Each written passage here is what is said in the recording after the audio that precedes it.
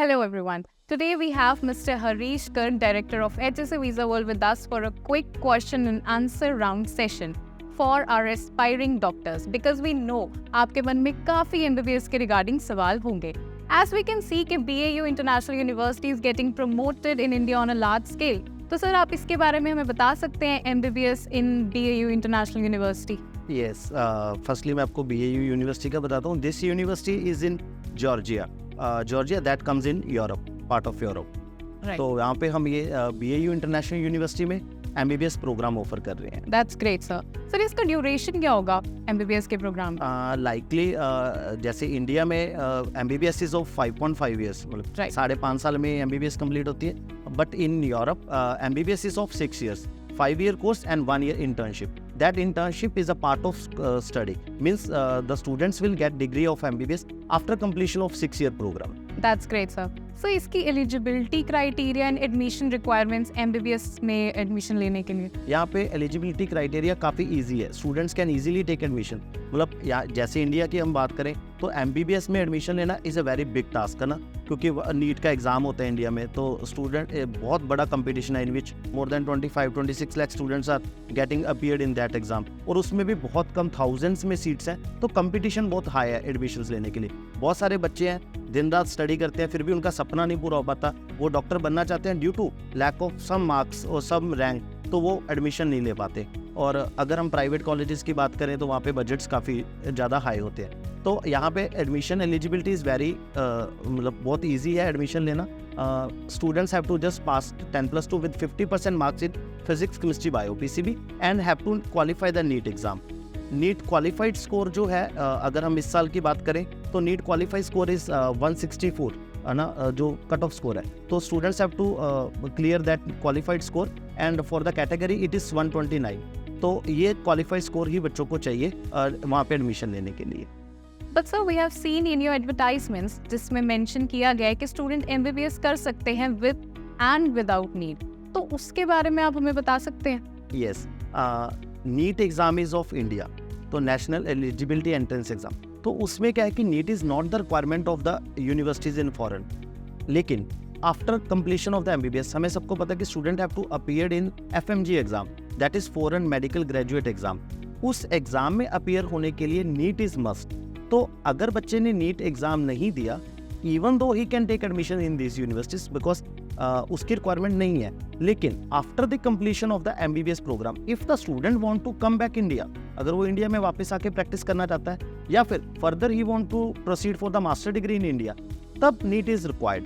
अगर स्टूडेंट का already plan है कि he want to do graduation over there and he want to pursue master degree in US, UK, anywhere in any other country in the world, then NEET is not required. तो students जिनके NEET qualify नहीं हुआ या फिर score कम है, वो बच्चा भी MBBS कर सकता है. लेकिन उसमें एक कंडीशन रहेगी, he can not do practice in India after the completion of the MBBS, he can not pursue master degree in India after the completion of the MBBS. He has to continue their master degree in foreign, in any other country in the world. So it means the students who have not done or due to any reason have not given NEET or have not qualified can also fulfill their dream of becoming a doctor. Yes, he can fulfill his dream to become a doctor even though he has not appeared in the NEET or even उसका NEET का score qualify ही नहीं हुआ, even though he can become a doctor. So sir, I have one question. अगर बच्चे ने last year exam दिया NEET का and वो क्लियर हो गया, but due to some reason इस साल जो एग्जाम दिया NEET का वो क्लियर ना हो पाया, तो बच्चा मतलब लास्ट ईयर के बेसिस पे, लास्ट ईयर के स्कोर के बेसिस पे वो अब MBBS कर सकता है बाहर? यस, डेफिनेटली कर सकता है. बहुत सारे स्टूडेंट्स ऐसे हैं जिन्होंने लास्ट ईयर नीट का एग्जाम दिया था, बट नीट का लो स्कोर होने की वजह से उनको गवर्नमेंट सीट नहीं मिल पाया कि उन्होंने एक और अटेम्प्ट दिस ईयर लिया, उन्होंने ड्रॉप किया, so they want to crack the government seat. तो उन्होंने इस साल फिर से नीट दिया, लेकिन इस साल उनका नीट का स्कोर और भी कम हो गया या फिर वो क्वालिफाई ही नहीं कर पाए. तो on the basis of last year NEET result he can take admission in MBBS in BAU university.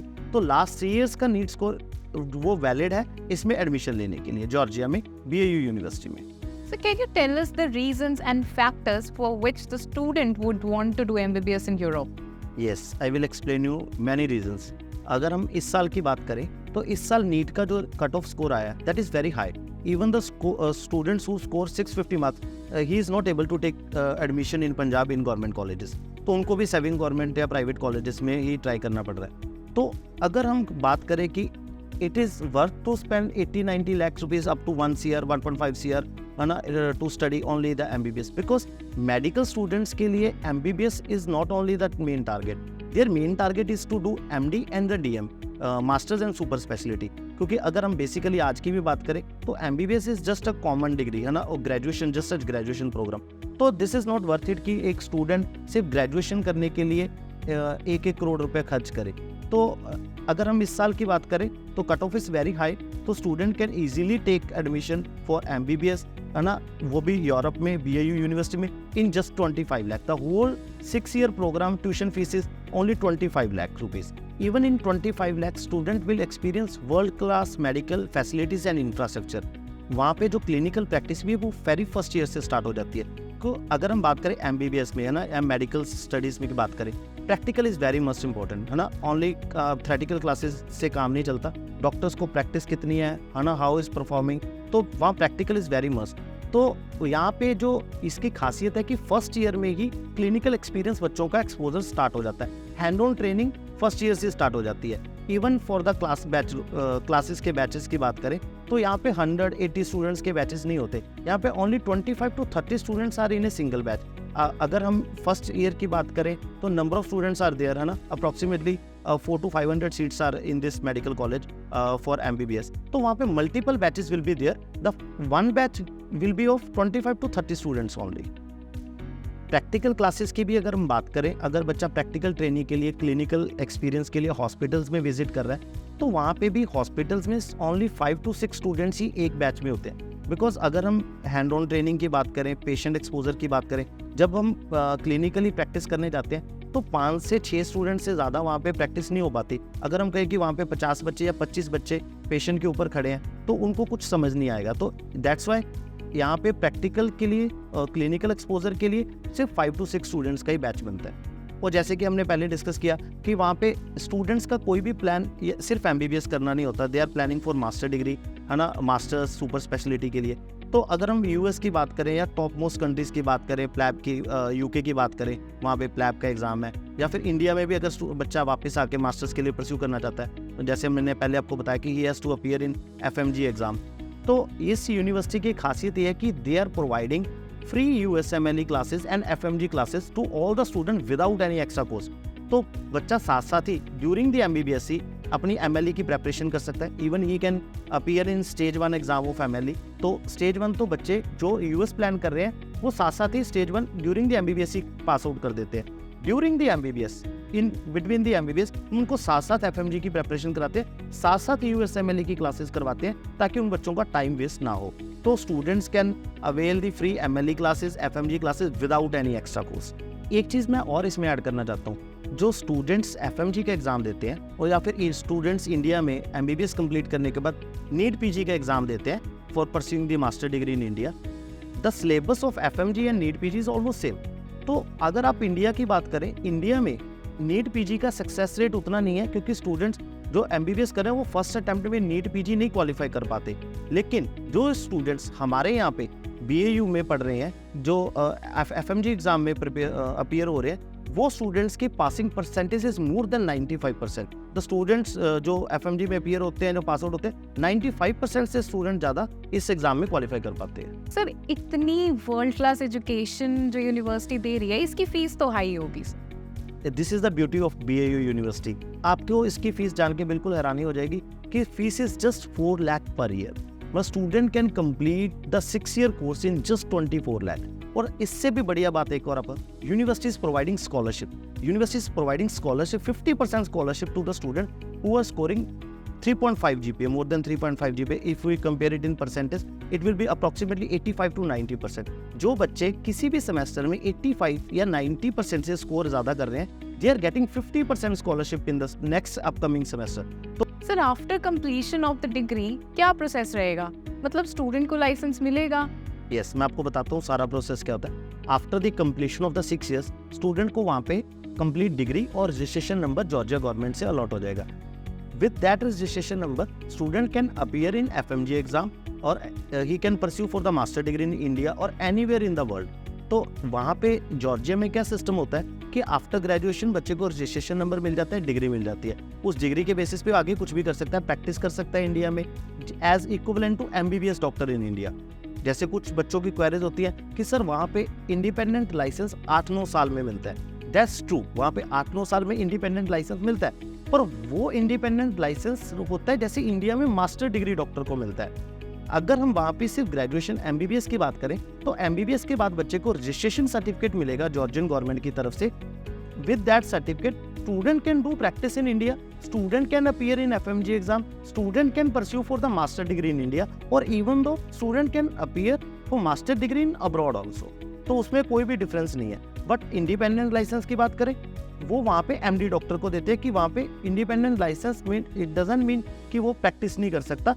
वहाँ पे सिस्टम ही ऐसा है कि वो लाइसेंस वो मास्टर डिग्री के बाद देते हैं। Sir what about hostel and food? Because अगर हम MBBS की बात करें तो it's a professional degree for 6 years and parents are very concerned about hostel and food services. बिल्कुल सही बोल रहे हो आप। अगर हम इसकी बात करें तो we are providing hostels with fully facilitated, जैसे उसमें ACs, हीटर्स, सब कुछ इनबिल्ट रहेगा हर रूम में, अटैच वॉशरूम, क्योंकि आजकल के स्टूडेंट्स की बात करें है ना, प्रिवेसी या फिर वो they are not able to, मतलब वो नहीं चाहते कि हम किसी से अपना वॉशरूम्स वगैरह शेयर करें, तो हर रूम के साथ अटैच वॉशरूम है और proper AC and heater facility is there, है ना। Independent bed and for study table उनके लिए अवेलेबल रहेगा।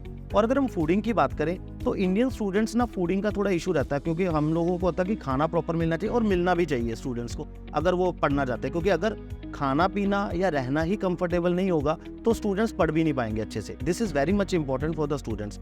तो फूडिंग की हम बात करें, we are providing proper Indian food to the in the hostels, even for the north Indian students and south Indian students. Hostels are different because उनका खाना भी थोड़ा south Indian student south Indian खाना ही पसंद करते हैं और नॉर्थ इंडियन ही। तो हमने साउथ इंडियन और north Indian hostels are separate, जिनके उनको पर्टिकुलर रीजन का ही फूड प्रोवाइड किया जाता है ताकि बच्चों को किसी भी टाइप की कोई खाने की प्रॉब्लम है। Even some students are vegetarian, some are non vegetarian, तो separate kitchen is for the vegetarian and non vegetarian students.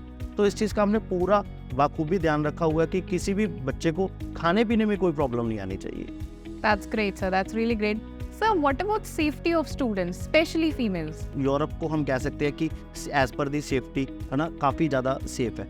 अगर हम क्राइम इंडेक्स की भी बात करें ऑल ओवर वर्ल्ड, तो मतलब इंडिया में अगर हम अपने आप को थोड़ा सेफ मान रहे हैं कि we are safe in India, हमारा बच्चा जिस भी कंट्री में जाए वो सेफ होगा कि नहीं होगा, तो हम ये कह सकते हैं कि इंडिया से बेटर होगा वहाँ पे safety concerns all over world अगर हम कंपेयर करें तो। सर एक चीज़ मेरे दिमाग में आई है, आप प्रैक्टिकल एक्सपीरियंस की बात कर रहे थे, तो प्रैक्टिकल एक्सपीरियंस की अगर मैं बात करूँ तो वहाँ पे हॉस्पिटल्स कैसे, एक ही हॉस्पिटल रहेगा या उससे ज़्यादा होगा? नो, वहाँ पे मेडिकल यूनिवर्सिटी के साथ उसका पेरेंटल हॉस्पिटल तो है ही, साथ में attach multi specialty parental hospital तो है, पर there are many more hospitals जहाँ पे बच्चे जाके प्रैक्टिस कर सकते हैं। बिकॉज लाइक जैसे मैंने आपको बताया 5 से 6 स्टूडेंट्स ही एक बैच में प्रैक्टिस करने जाते हैं, तो एक hospital will not be sufficient to cater the 500 students, 400 students.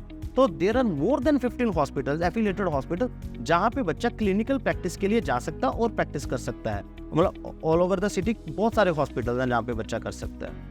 तो जैसे आपने बोला कि ऑल ओवर द सिटी बहुत से ऐसे हॉस्पिटल्स हैं जहाँ पे बच्चे प्रैक्टिकल एक्सपीरियंस ले सकते हैं, तो सर आप मुझे ट्रांसपोर्टेशन के बारे में ज़रा बताइएगा कि कैसे बच्चे हॉस्टल से हॉस्पिटल।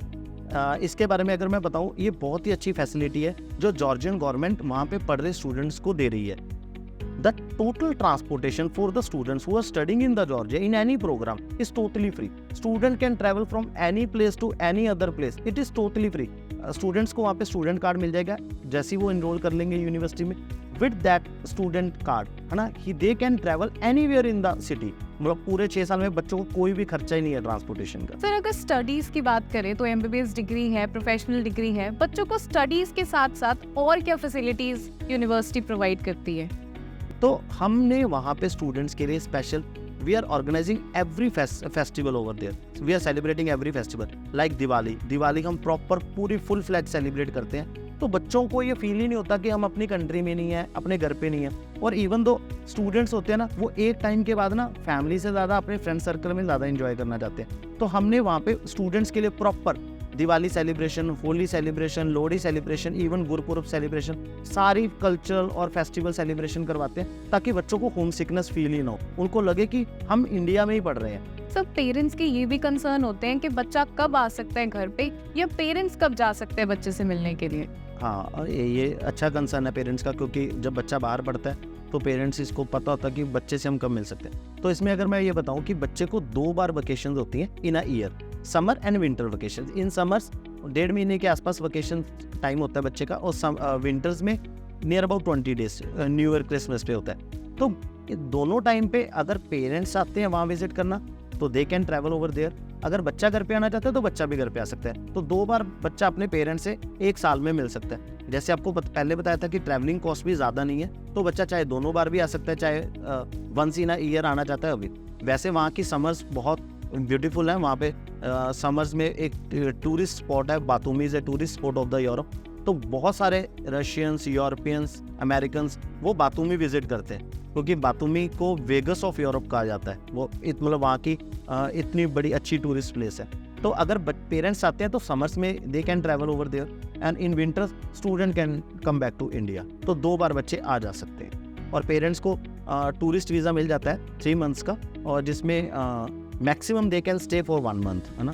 और टूरिस्ट वीज़ा की अगर हम बात करें तो फीस बहुत ही कम फीस है, मतलब नियर अबाउट $35 फीस है ई वीज़ा, जिसमें मिल जाता है बच्चों को 3-4 हज़ार रुपये में वीज़ा मिल जाएगा, और parents can easily travel over there. Sir MBBS की बात कर रहे थे, तो MBBS जॉर्जिया में करने के लिए वीज़ा प्रोसेस क्या रहेगा? बहुत ही ईजी प्रोसेस है।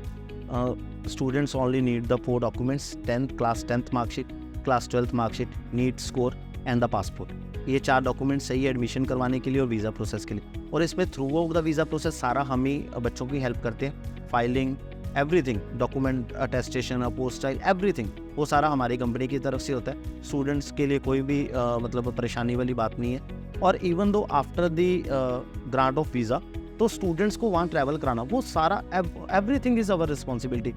समटाइम्स पेरेंट्स सोचते हैं कि बच्चा फर्स्ट टाइम ट्रैवलर है, आउटसाइड कंट्री नहीं गया, तो कैसे बच्चा मैनेज करेगा, क्योंकि स्टूडेंट्स आर जस्ट 18 और 17 at this time when they want to pursue MBBS, है ना। तो कोई भी ऐसी वरीड होने की बात नहीं है। After the grant of the visa हम स्टूडेंट्स को ग्रुप्स में लेके जाते हैं वहाँ पे। मतलब ऐसा नहीं है कि 1 बच्चा जाएगा, 2 बच्चा जाएगा।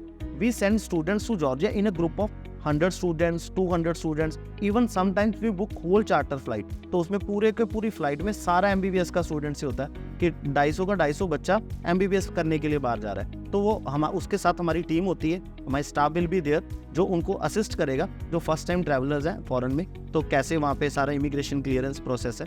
तो टोटल यहाँ से लेके वहाँ ट्रैवल करवाना, इमिग्रेशन क्लियर करवाना, and the transfer from airport to hostel, वो भी सारा हमारी टीम साथ में रहेगी। प्रॉपर हमारा वहाँ पे ट्रांसफ़र का लिए हमारा सारा अरेंजमेंट होता है बसेस का। स्टूडेंट्स को हम एयरपोर्ट से पिक करके हॉस्टल लेके जाते हैं, हॉस्टल्स में रूम्स एलोकेट करते हैं, allocation of the rooms in the hostel, बच्चों का bank account, local bank account खुलवाना, क्लासेस से रजिस्ट्रेशन कराना, सिटी ओरिएंटेशन भी होती है। हम बच्चे फॉरेन गए हैं, नई कंट्री है, नया सिटी है, बच्चों को नहीं पता डेली नीड्स की चीज़ें कहाँ मिलेंगी, है ना। तो पूरा सिटी का टूर करवाना वो सारा हमारा पार्ट रहेगा। उसमें बच्चों को कोई भी मतलब टेंशन लेने की ज़रूरत नहीं है।